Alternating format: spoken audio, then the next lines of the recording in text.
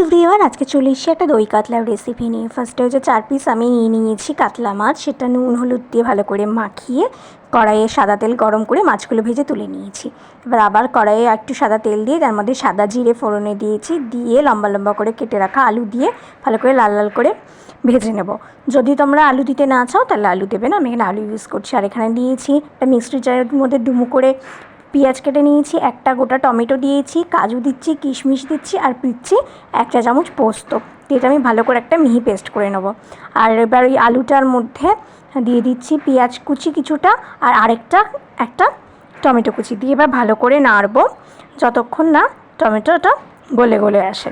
ঠিক আছে, এবার ভালো করে নাড়াচাড়া করে নিই। ওইদিকে আলুটাও কিন্তু লাল লাল করে ভেজে নিতে হবে, আর এদিকে কিন্তু পেঁয়াজ আর টমেটো ভেজে নিতে হবে। এবার দিয়ে দিচ্ছি একটা তেজপাতা মাঝখান থেকে চিড়ে, আর 3 কোয়া রসুন নিয়েছি, সেটা আমি শিলনোড়ায় থেতো করে দিয়ে দিচ্ছি। দিয়ে আবার একটু ভালো করে নাড়াচাড়া করে নেব। আর তারপরে আমি এর মধ্যে দিয়ে দেবো গোটা এলাচ। একটা এলাচ আমি ফাটিয়ে দিচ্ছি, মানে মাঝখান থেকে কেটে দুভাগ করে দিচ্ছি। আর লবঙ্গ দিচ্ছি গোটা, আর অল্প একটুখানি দারুচিনি দিচ্ছি, আর 2টো এলাচ আবার শিলনোড়াতে একটু থেতো করে দিচ্ছি, এতে স্মেলটা ভালো আসে। আমি এখানে গোটা গরম মশলা ইউজ করেছি, এলাচ দারচিনি লবঙ্গ, আর 2টো এলাচ কিন্তু থেতো করে দিয়েছি। তো দিয়ে এবার ভালো করে নাড়াচাড়া করে নিচ্ছি। দেখো একদম টমেটোর পেঁয়াজটা গলে গলে এসছে। এবার আমি দিচ্ছি 1/2 চা চামচ জিরে গুঁড়ো, দিয়ে আবার একটু নাড়াচাড়া করে এর মধ্যে দিয়ে দেবো 1 চামচ লঙ্কার গুঁড়ো, দিয়ে এবার একটু দিয়ে দেবো সামান্য জল।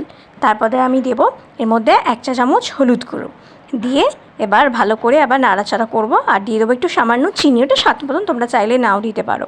তো চিনি দিয়ে ভালো করে নাড়াচাড়া করে আবার একটুখানি আদা গ্রেট করে দিচ্ছি। আমি কিন্তু আদা বা রসুন কোনো বাটা ইউজ করিনি, সম্পূর্ণ কিন্তু আদা গ্রেট করে দিয়েছি আর রসুন থেতো করে দিয়েছি, কোনো পেস্ট করিনি।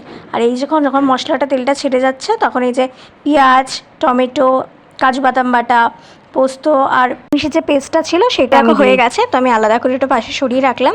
এবার আমি একটা বাটির মধ্যে কিছুটা টক দই ফেটিয়ে নেবো, যেহেতু দই কাতলা তো দইটা কিন্তু দিতেই হবে। তো টক দই ফেটিয়ে রেখেছি, প্রায় 100 গ্রাম টক দই ফেটানো আছে। তো সেই দইটা দিয়ে আমি এবার একটু ভালো করে কষাবো, যাতে দইয়ের কোনো গন্ধ না বেরোয়। দেখো আমি কিন্তু কোনো কাশ্মীরি লঙ্কার গুঁড়ো এখানে ইউজ করিনি, কিন্তু তেলটা দেখো কিন্তু লাল হয়ে গেছে, কালারটা খুব ভালো এসেছে। এবার যে কিশমিশ, কাজু বাদাম, তারপরে টমেটো পেঁয়াজের পেস্টটা ছিল সেইটা এবার আমি দিয়ে দেবো।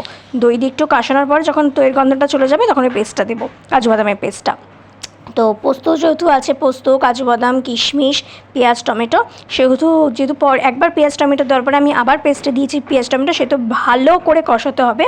একবার তো কষানো হয়েইছে, তেলটা ছেড়েছে, আবার কষাতে হবে যাতে পেঁয়াজের কোনো গন্ধ আর না থাকে। আর দেখো এরকম কালারটা হয়ে যাচ্ছে, কোনো কাশ্মীরি লঙ্কা গুঁড়ো না ইউজ করার পরেও এরকম কালারটা এসছে। তোমরা এবার নুন দিয়ে দেবে স্বাদ মতো, যেরকম নুনটা চাও। আর পোস্ত, কাজু বাদামের পেস্টের বাটি ধোয়া জলটা আমি দিয়ে দিচ্ছি, দিয়ে এবার ভালো করে নাড়িয়ে চাড়িয়ে দিয়ে দেবো ভেজে রাখা মাছগুলো। তো মাছগুলো একে একে দিয়ে দিচ্ছি। তো তারপরে সামান্য একটুখানি গরম মশলা দেবো, কিন্তু তার আগে আমি ঝোলটা একটু ফুটতে দেবো, কোনো ঢাকা চাপার কোনো ব্যাপার না।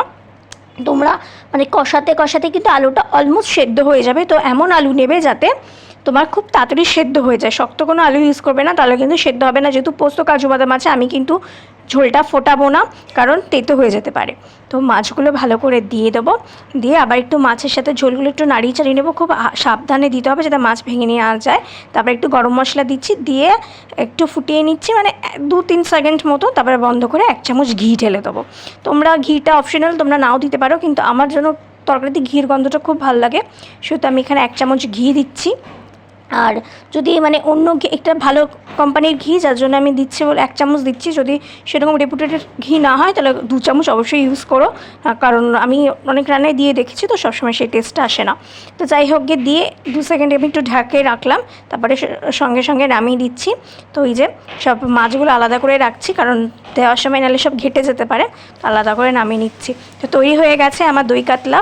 তো তোমরা কমেন্ট করে জানিয়ে তোমাদের রেসিপিটা কেমন লাগলো, আর অবশ্যই একবার ট্রাই করো, আশা করি দারুণ লাগবে। এইভাবে বানাবে তাহলেই তোমার কিন্তু খেতে অন্যরকম লাগবে।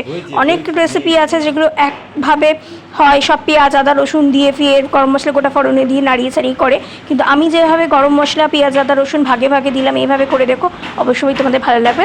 ভালো লাগলে লাইক করো, কমেন্ট করে, শেয়ার করো, চ্যানেলটা সাবস্ক্রাইব করো। এর মতন টাটা।